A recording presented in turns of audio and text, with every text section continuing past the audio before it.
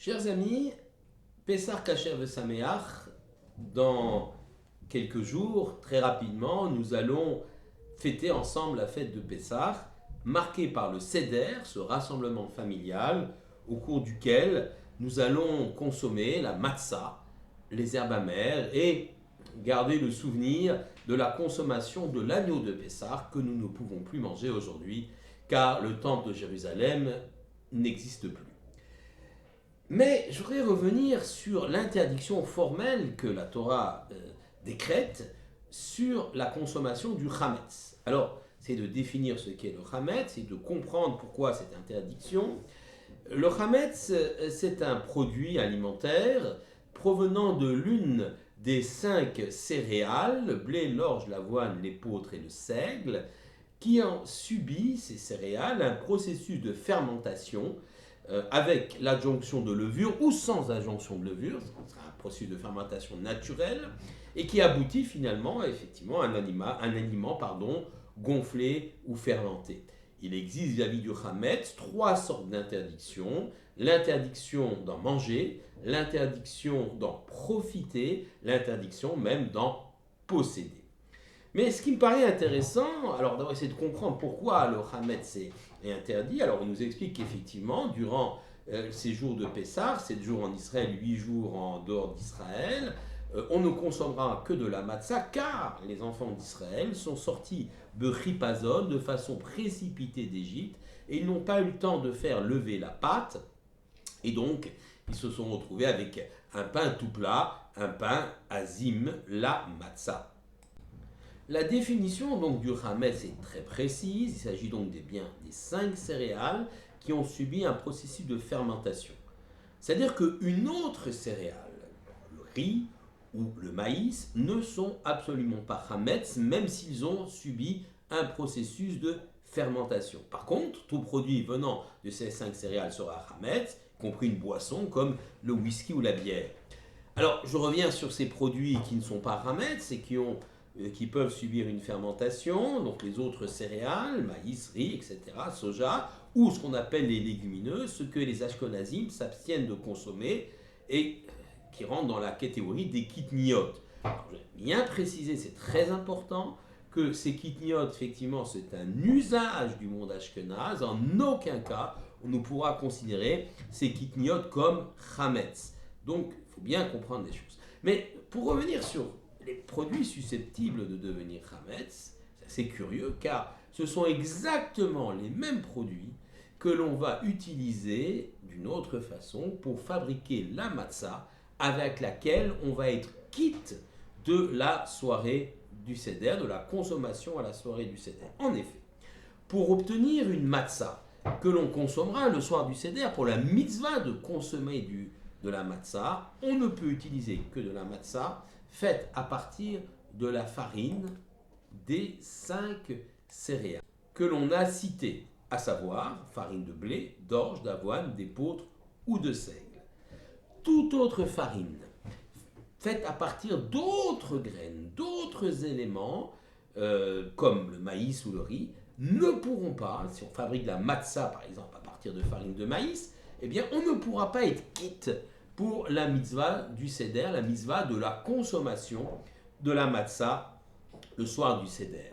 Il en résulte donc finalement qu'entre le produit qui deviendra chametz et le produit qui va donner la matzah que l'on consommera le soir du Seder, il n'y a qu'une petite différence. Ce sont exactement les mêmes ingrédients à la base.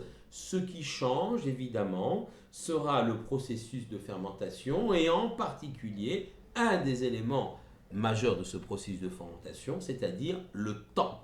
Nous avons expliqué que on peut accélérer le processus de fermentation en ajoutant de la levure, mais si on ne le fait pas, dans le temps qui est imparti, c'est-à-dire à partir du moment où on va pétrir, mélanger l'eau et la farine et pétrir la pâte jusqu'au temps de cuisson, s'il s'écoule un temps supérieur à 18 minutes, alors le produit sera considéré comme chametz. Si c'est moins de 18 minutes, et en réalité c'est presque maximum 4 minutes, eh bien le produit sera de la matzah que l'on pourra consommer le soir du Seder. Alors ce qui est intéressant, c'est qu'effectivement la différence est extrêmement ténue, c'est une différence de temps. J'ajouterai que entre les mots chametz, chet, mem, tzadik en hébreu, et le mot matzah, mem, tzadik et, il n'y a qu'une petite différence. Ce sont les mêmes lettres, deux lettres communes, le mem et le tzadik, et une lettre différente, le chet et le et. Et ces deux lettres, chet et e, sont également très proches dans leur calligraphie. Le chet est une lettre qui est fermée, le est une lettre fermée, mais avec une lucarne, petite ouverture vers la gauche en haut, donc une lettre qui a finalement une ouverture vers l'extérieur. On dit d'ailleurs que le lettre chet qui veut dire faute en hébreu, c'est la lettre de l'enfermement. Quelqu'un qui fait une faute se trouve enfermé. Et s'il ne fait pas d'effort, il restera enfermé. Alors que le hé, il y a une petite lucarne vers le haut. Si l'homme arrive à se hisser, à s'élever, à grandir, même s'il est pris dans une faute, il est pris par sa condition humaine, matérielle, il peut s'échapper, s'élever par cette petite lucarne constituant le hé.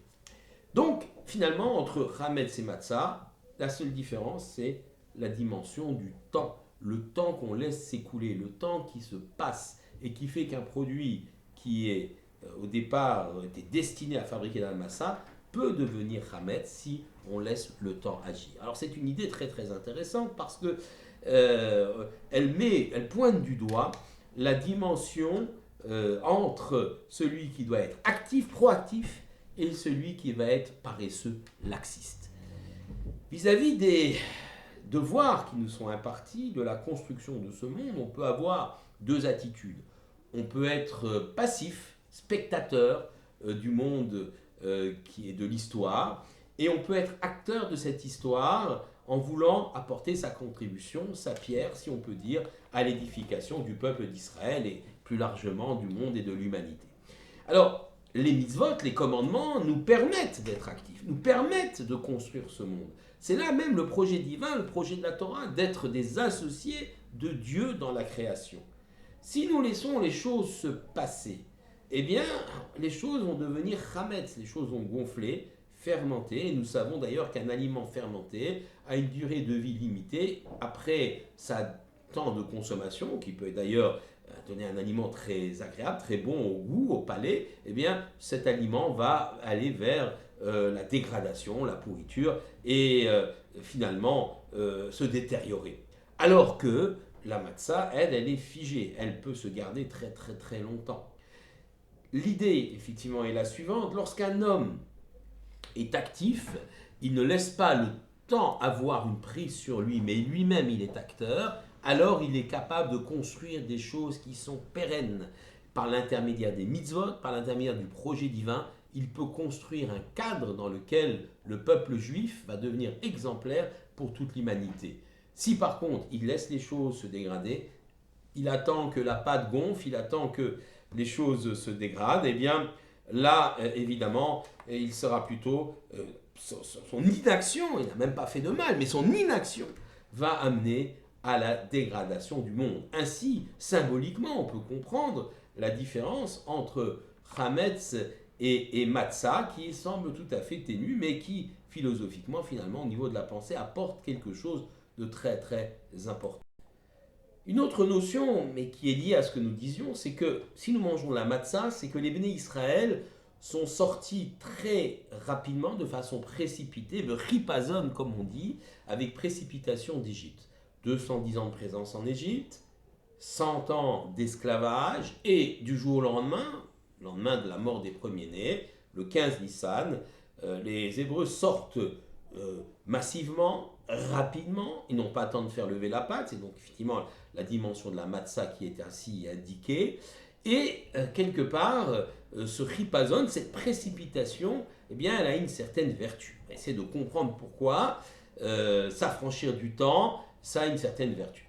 Alors, l'homme est fait d'une dualité du corps et de l'âme. L'âme, elle vient de l'intimité du Créateur, et par conséquent, le temps n'a pas de prise sur elle, comme le temps n'a pas de prise sur Dieu lui-même.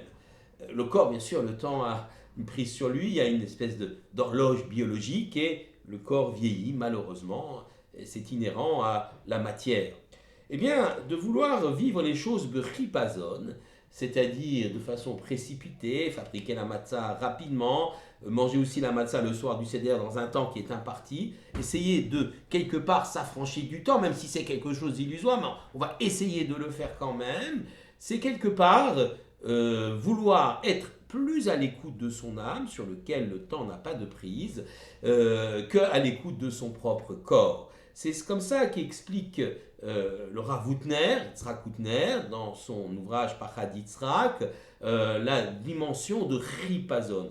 Ripazon, aller vite, c'est pas de la précipitation, c'est de vouloir quelque part, c'est illusoire, on le comprend, mais quand même, vouloir essayer quelque part de s'affranchir des limites du temps, en faisant les choses extrêmement rapidement, pour être à l'écoute de sa spiritualité, de son âme, sur lequel le temps n'a pas de prise. Et c'est ça le sens finalement de la matzah, aliment fabriqué de ripazon, avec précipitation, mais aussi, et c'est intéressant, aliment qui a été qualifié de pain de la foi, d'aliment de la foi, parce que quelque part, effectivement, on essaye par la consommation de la matzah de s'affranchir du temps pour aller toucher, prendre un étincelle d'éternité à travers l'écoute de son âme qui elle est éternelle et en s'approchant du Créateur qui lui-même, bien évidemment, est éternel. Donc Pessah, c'est la tentative aussi de quelque part s'affranchir de la matérialité pour rentrer dans le projet divin, le projet spirituel.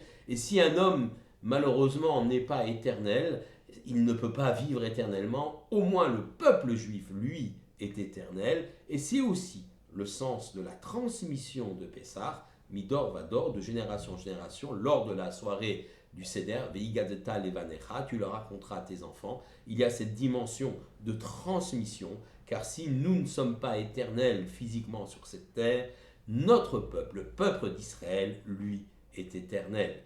Pessah, Kacher, Saméach, une bonne fête de Pessah à tous.